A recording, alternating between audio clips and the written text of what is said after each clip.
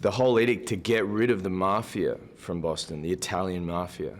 I think John saw an opportunity to rekindle his friendship with Whitey, to use that connection to bring him in as an informant. And together they could, I guess, elevate John within the FBI and eradicate the mafia from Boston.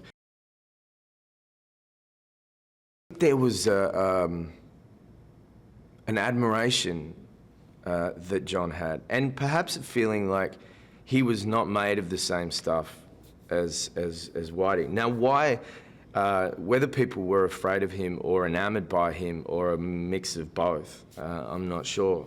But certainly the feeling in our story is that there's a little bit of admiration that John has for Whitey, that at different times, crosses over to the edge of a little sense of fear and intimidation as well.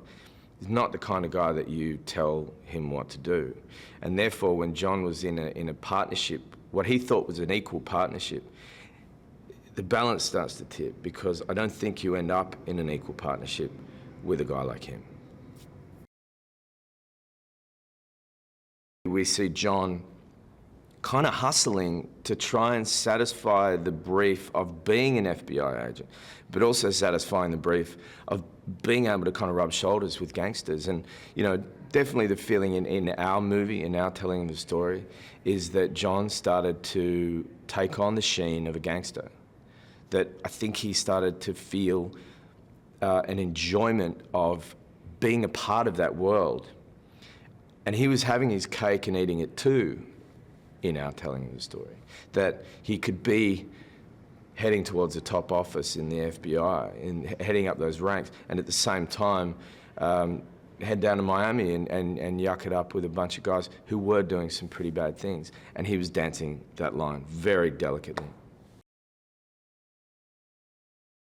There was a certain amount of fun for me as an actor, going from a place of confident, I'm going to clean up this town and be the good boy at the FBI, to where he ends up at the end of the movie, really squirming under the weight of his own choices, and kind of watching those plates spin, having to spin his own plates, and barely keeping his head above water, and feeling the ability to go into self-sympathy and outward aggression in different parts of the movie felt like good territory to move into as an actor, and I had a lot of fun doing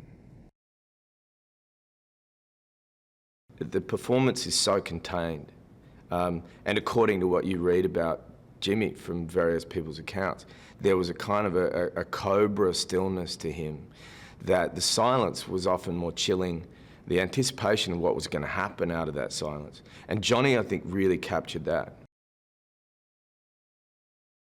Scott is a very actor-friendly director. He's made 3 films and he just grows in strength with each one.